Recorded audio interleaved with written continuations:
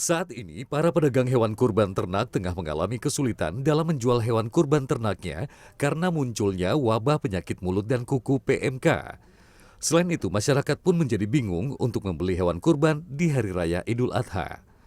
Komisi Fatwa MUI mengeluarkan Fatwa MUI nomor 32 tahun 2002 tentang hukum dan panduan pelaksanaan ibadah kurban saat kondisi wabah penyakit mulut dan kuku atau PMK, hukumnya ada yang syah dan tidak sah untuk memenuhi syarat sebagai hewan kurban. MUI mengatakan hewan yang terjangkit PMK kategori ringan dengan kualitas daging yang baik syah dijadikan hewan kurban. Sedangkan hewan terjangkit PMK kategori berat hukumnya tidak sah dijadikan hewan kurban. Jika hewan terjangkit PMK kategori berat dan sembuh dalam rentang waktu 10 hingga 13 Zulhijjah, maka hewan tersebut sah dijadikan hewan kurban. Namun, jika melewati rentang waktu tersebut, maka sembelihan hewan dianggap sedekah, bukan kurban. Panitia Kurban dan lembaga sosial yang bergerak di bidang pelayanan ibadah kurban wajib menerapkan prinsip kebersihan dan kesehatan atau hygiene sanitasi untuk mencegah penyebaran virus penyakit mulut dan kuku secara lebih luas. 8. Pemerintah wajib menjamin ketersediaan hewan kurban yang sehat dan memenuhi syarat untuk dijadikan kurban bagi masyarakat muslim. Sementara itu, Haji Doni, pedagang ternak hewan kurban yang berada di kawasan Kelapa II Depok, mengaku bahwa hewan ternaknya sudah dikarantina terlebih dahulu untuk menghindari tertularnya PMK.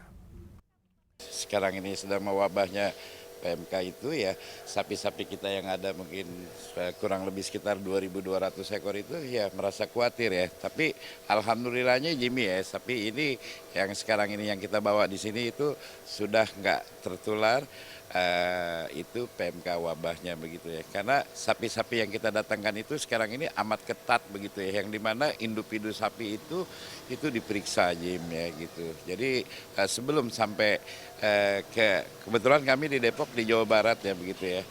Itu sapi yang tidak kena terdampak itu seperti contoh dari Bali begitu ya. Bali itu kita minta surat rekomendasi dari Jawa Barat ke Provinsi Bali. Nah setelah itu di Bali tidak mengatakan itu tidak terdampak itu PMK, itu baru keluarlah itu sertifikat itu. Haji Doni juga berpesan kepada masyarakat yang hendak berkurban, selain melihat sertifikat, hendaklah melihat dengan teliti kondisi hewan apakah memiliki tanda-tanda PMK. Jadi kalau sapi itu sudah luka di mulut ya, sini sudah kayak orang koreng gitu ya, di sini itu dampak dari PMK. Dan kuku itu sudah banyak koreng ya begitu, itu PMK. Kalau dia busa tergantung ya, nggak selamanya itu dia berbusa itu dia kena PMK begitu. Ciri-cirinya ininya pada luka semuanya, di mulut ya, sama di lidah, sama di kuku itu. Sementara itu, para pembeli mengaku ada perasaan khawatir dan takut hewan ternak kurban yang mereka beli terjangkit PMK. Kalau untuk khawatir sih kemungkinan ada ya, paling nggak banyak lah. Tapi kan kita lihat tempatnya juga, tempat penjualannya ada sertifikat atau enggak. Nah selanjutnya kita serahkan aja sama Allah nih, kita kan niatnya baik nih, gitu aja. Paling ke situ Pak. Tapi abang juga lihat dulu pakai kondisi sapinya. Iya, lihat juga, lihat dicek-cek juga sehat apa enggak gitu. Perasaan khawatir sih ada, cuman kan kita juga harus pilih hewan kurban yang terpercaya kan, yang udah bersertifikat, yang bebas dari penyakit.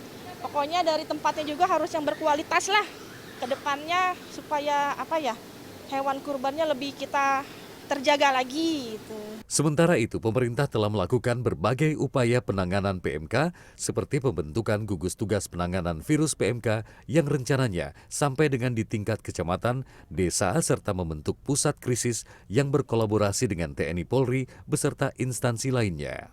Jimmy Chandra, Maria Oktober, Jakarta.